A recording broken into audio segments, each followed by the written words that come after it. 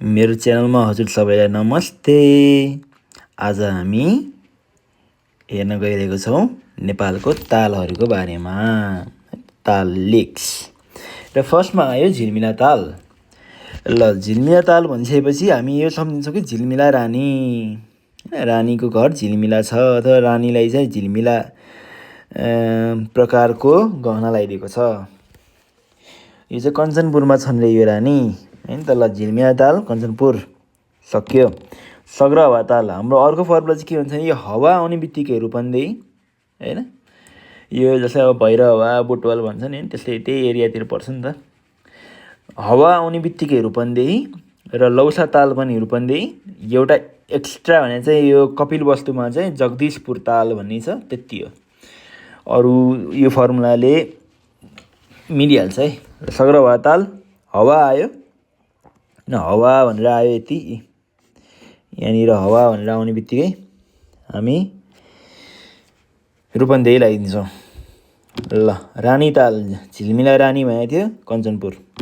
सुर्म सरोवर, सरोवर दुईवटा छ, एउटा बझाङमा पर्छ एउटा मकनपुरमा पर्छ। इन्द्र सरोवर मकनपुर, सुर्म सरोवर बझाङ, त्यसरी सम्झिँदा हुन्छ। नन्द भाउजू ताल, 20,000 ताल। 20,000 ताल यिनीहरू त यही त हो नि, चितवन होइन त। इन्द्र सरोवर मकनपुर, नजिकिनुहोस् मकनपुर हो है। फेरि तिली छो ताल भनेपछि 4919, यसरी सम्झिँदा सजिलो छ। यो पर्छ मनाङमा, हाइएस्ट लेक भन्छ है यसलाई। घोडाघोडी ताल यो कैलालीमा पर्छ, तिनतिरबाट नदीले घेरेको जिल्ला भन्छ के अरे होइन कैलालीलाई। हो कि यसलाई। ल रारा ताल भनेपछि मुगुमा छ, मुगु।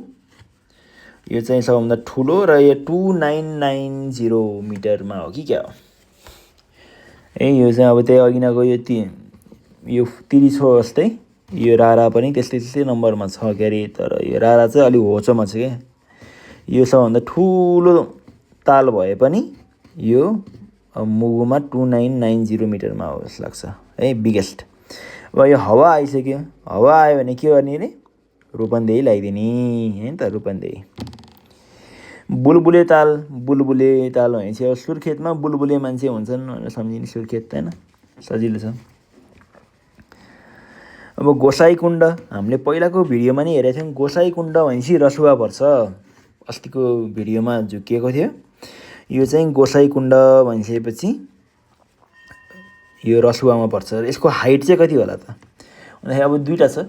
यो चाहिँ छोरोल्पाभन्दा कम हाइटमा छ, त्यही भएर 43-60 दुइटैको सजिन्छ कि। छोरोल्पाको चाहिँ 45-80 हो।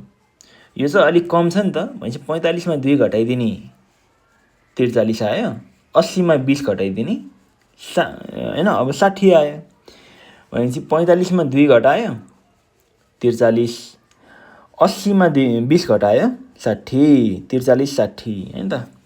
ल लौसा ताल हाम्रो फर्मुला अनुसार यो रूपन्देहीमा पर्छ। सेफोक्सुन्डो ताल, ओहो यो चाहिँ यो सेफोक्सुन्डो भन्ने बित्तिकै एकदम खतरा नाम आउँछ क्या, खतरा नाम आउँछ।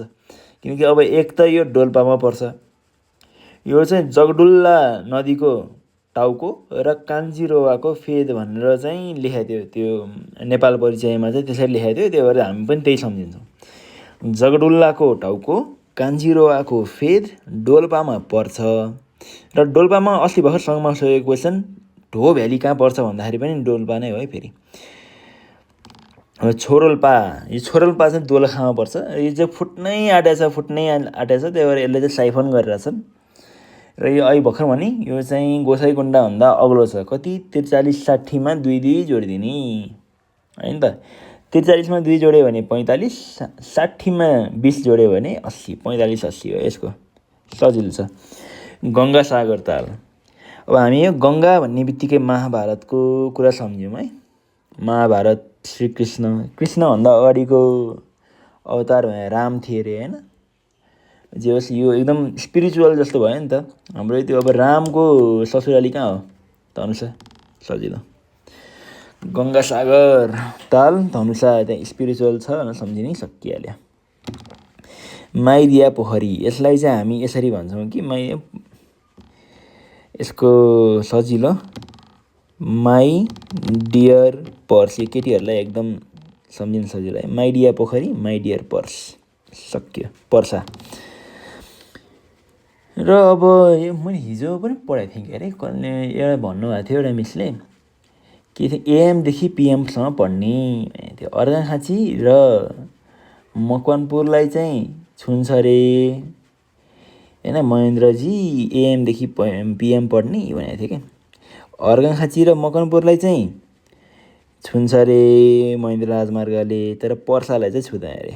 अब जगदीशपुर ताल, यो चाहिँ जगदीशपुर ताल भनेपछि यो पनि यसो अब हान्दिनँ चाहिँ धनुषा हानिदिउँ भनेर मन लाग्ला होइन। यो चाहिँ रूपन्देहीमा पर्छ है, होइन रूपन्देही भन्न आएछ, सरी कपिल वस्तुमा पर्छ। रूपन्देहीको फर्मुलामा परेन नि त यो होइन, अघि नै हामी कुरा गरे हो, कपिल वस्तुमा पर्छ।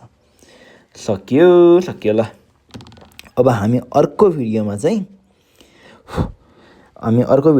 टेम्पलहरू पढ्छौँ। र यति भइसकेपछि चाहिँ मेरो यो 3 पार्ट भिडियो होइन, अब नेपालको भूगोल, स्थानीय तह, यो लेकहरू र अब त्यही हो जो नेपालको भूगोलभित्रै पर्ने खालको टपिकहरूको चाहिँ एउटा यो चाहिँ प्लेलिस्ट अर्को भिडियोमा सकिन्छ। यो भिडियोको लागि यति नै।